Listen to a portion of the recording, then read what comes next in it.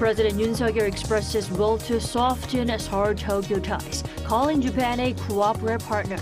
The atypical comment came on the 104th anniversary of Korea's March 1st independence movement against Japan's colonization.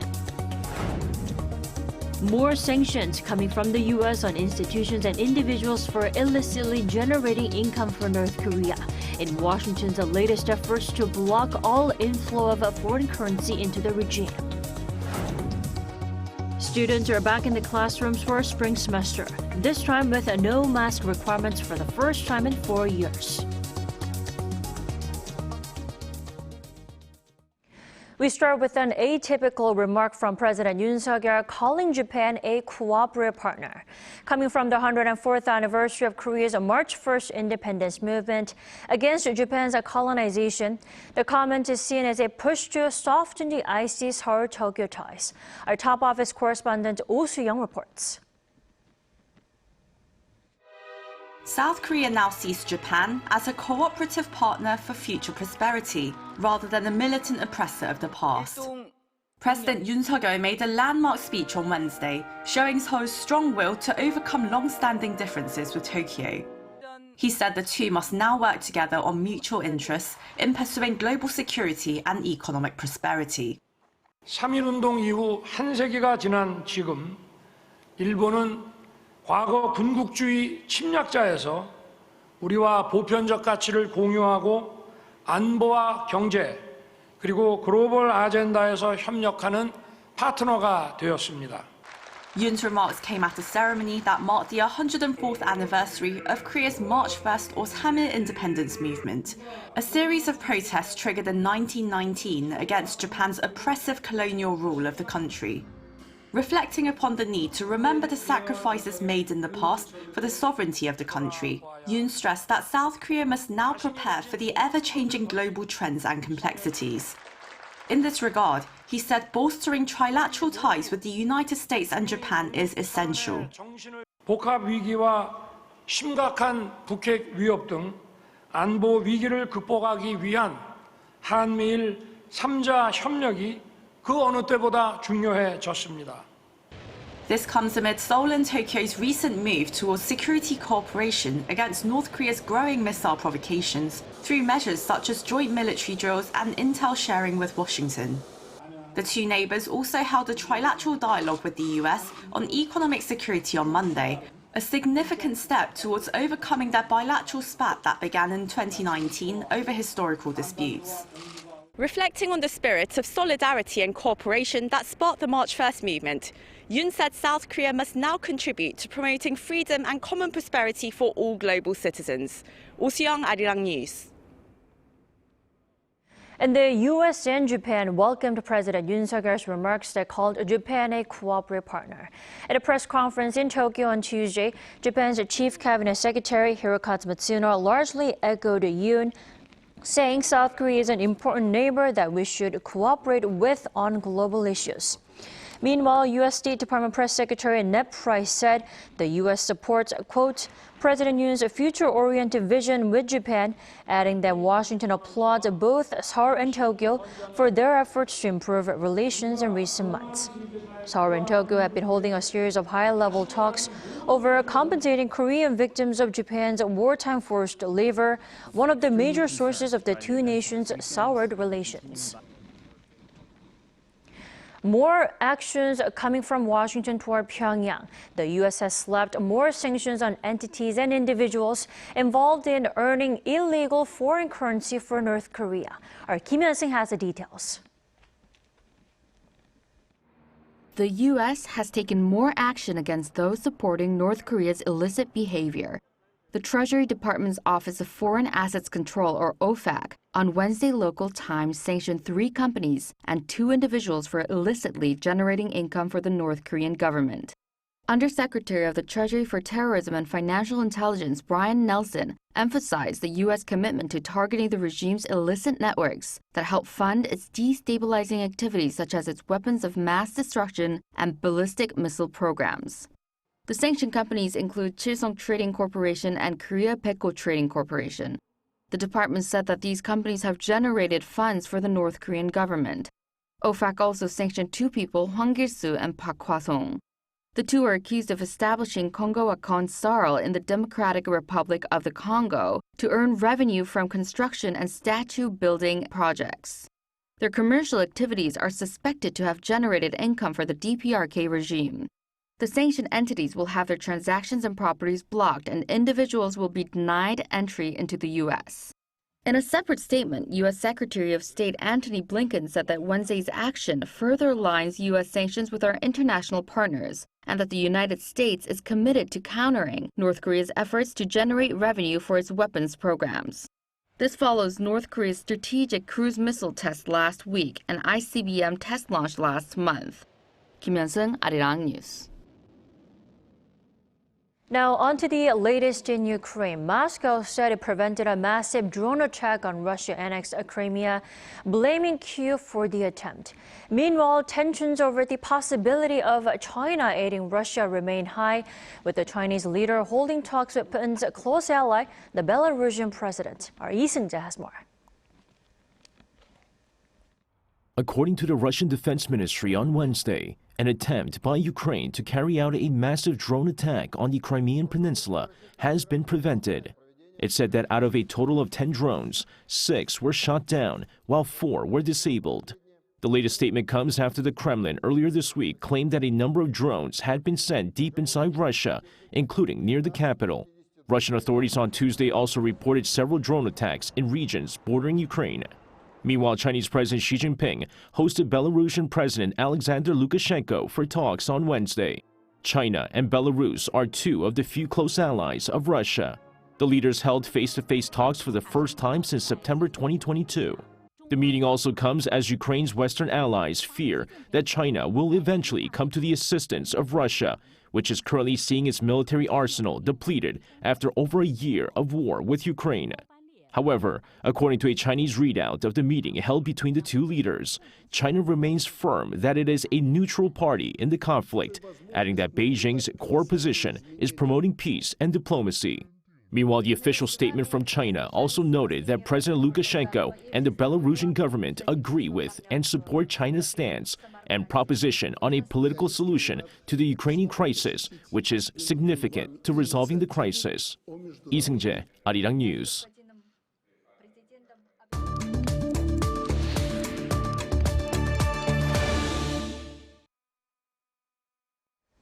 The foreign ministers of the G20 are in New Delhi to discuss a variety of global issues and collective responses to such challenges.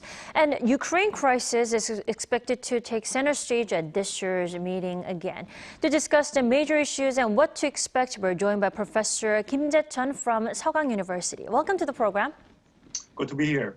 Good morning. Like I said, the Ukraine crisis is expected to top the agenda at the meeting this year. And is there anything constructive expected to come out of the talks between the foreign ministers?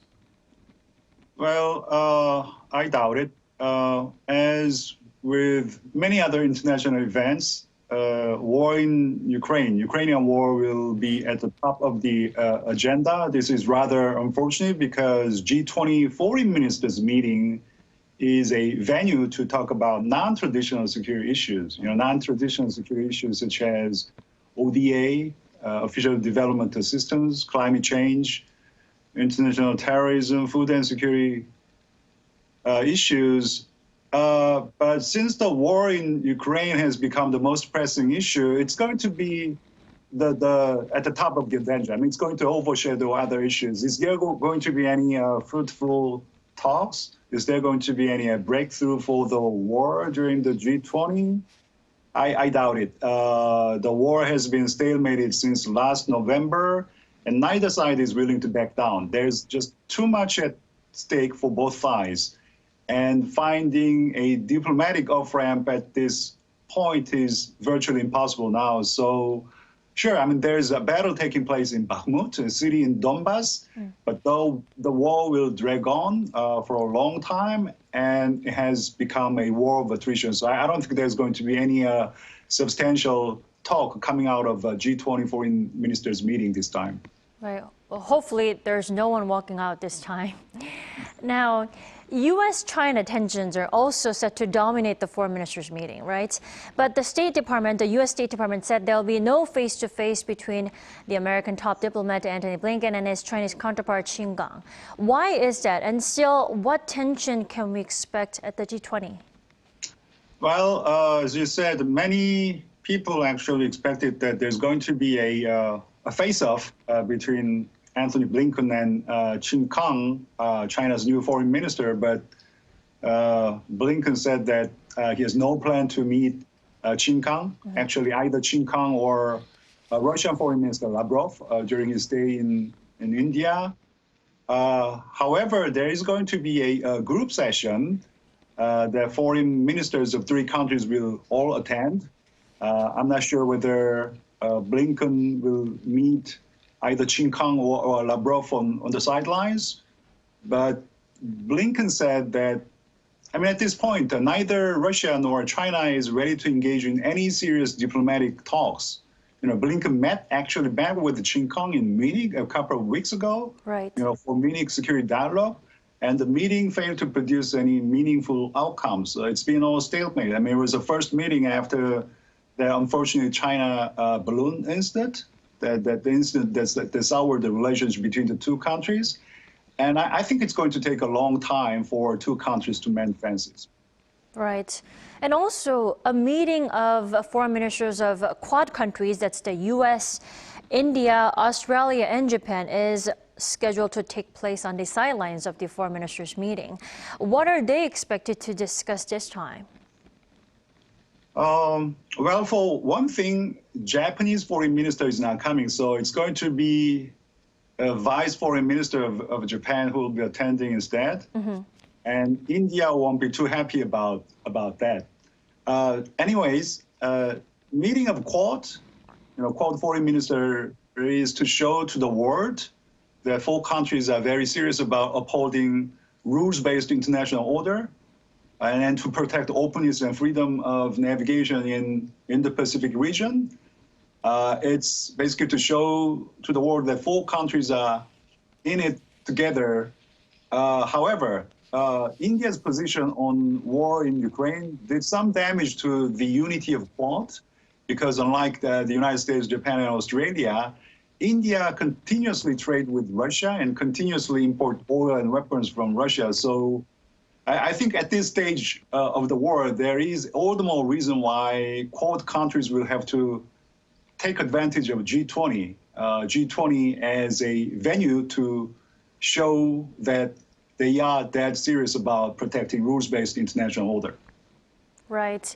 The meetings will officially kick off today, so we'll have to see the result and the outcome of the meetings this year. All right. Thank you, Professor, for your insight as always. Thank you for having me.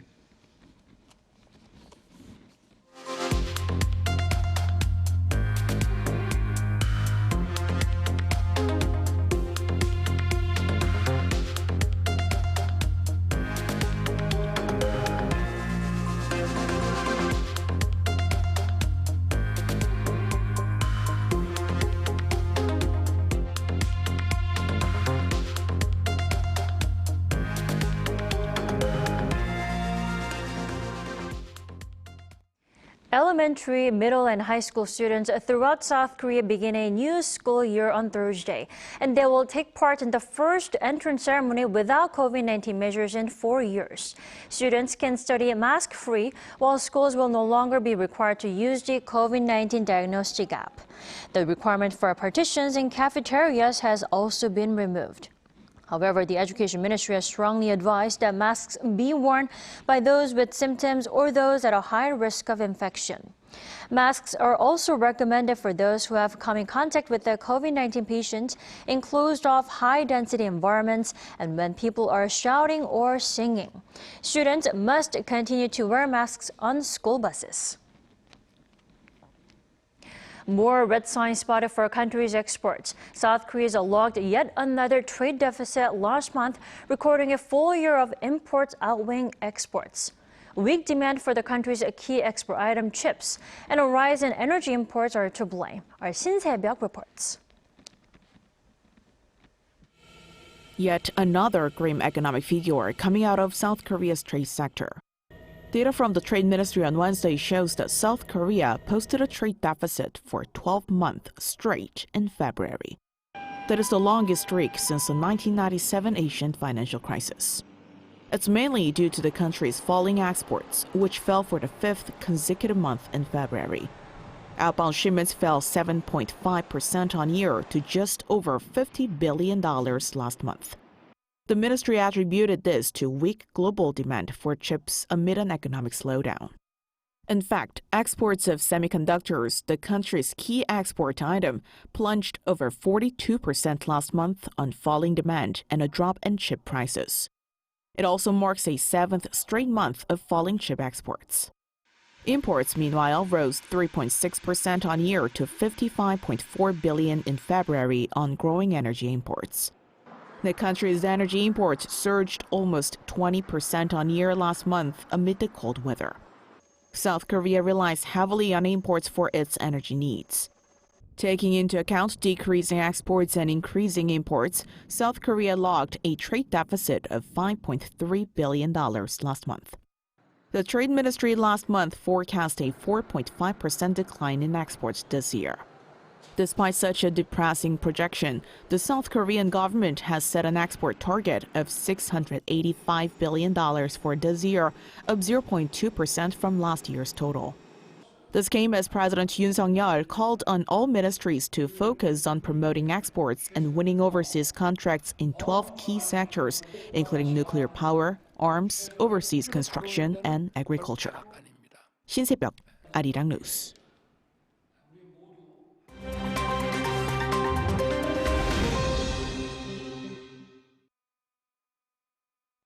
For a look at the news from around the world, we now turn to our Matthew Ashley joining us here in the studio. Good morning, Matthew.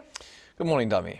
Let's start in Greece this morning. Rescue operations are still continuing after two trains collided near the city of Tempe, killing dozens and leaving even more injured. Well, that is right, Dami. At least 43 people died in the crash that occurred on Tuesday night local time when a passenger train collided head-on with the freight train after leaving the town of Larissa. Now, the passenger train had over 350 people on board, many of whom were students returning from long weekend of carnival celebrations. Now, according to Greek Prime Minister Kyriakos Mitsotakis, the accident was caused by a, quote, tragic human error. A local station master has since been charged with manslaughter by negligence after the two trains were left running on the same track for several kilometers.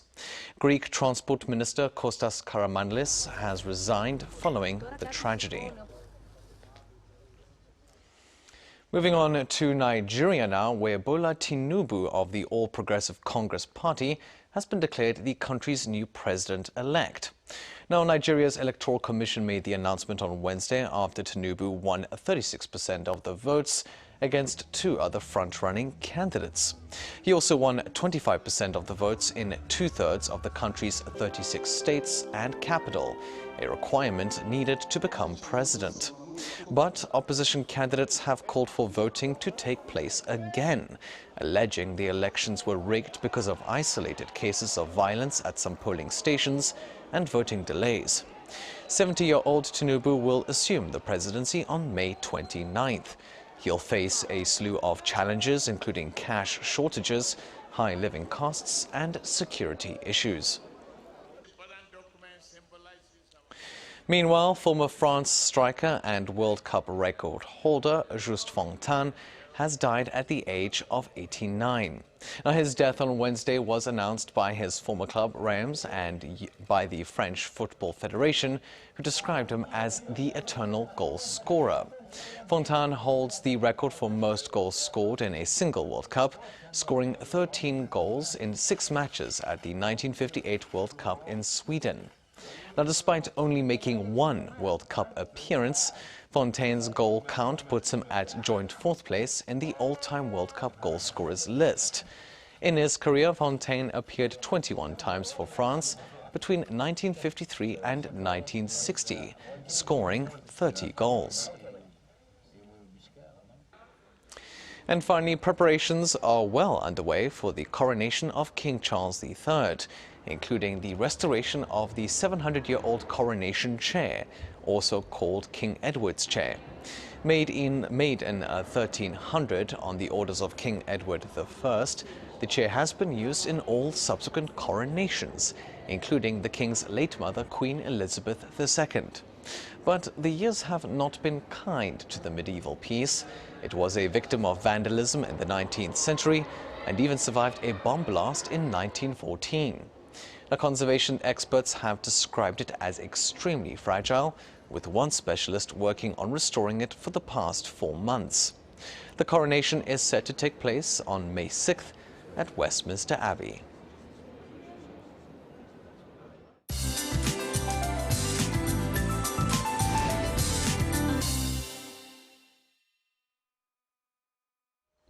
Good morning. I'm Lee Ji-hyun with the latest weather updates. Please dress warmer today. It's a cold start to the morning with a cold wave advisory issued for some inland areas in Gangwon-do province. Feels like temperatures are lower in the capital and will remain colder than season norms all day in most parts of Korea. Now, most parts of Korea are under dry weather alert. East of Gangwon-do province is under a dry weather warning and strong wind is not helping. It's forecast to be windier tomorrow in mountainous regions of Gangwon-do province with almost typhoon-force winds. And such conditions are likely to increase wildfire activity, so please, fire precautions are a must around this time of the year. Afternoon temperatures will be 2 to 5 degrees lower than yesterday. Seoul topping out at 7 degrees Celsius. Daegu, Gyeongju, Busan hiking up to just 10 degrees under sunny skies with normal to good air quality nationwide. The brief cold snap eases tomorrow, then we can look forward to much warmer conditions with temperatures reaching the mid-teens in the capital by early next week under mostly sunny skies. With that in mind, here's a look at the weather conditions around the globe.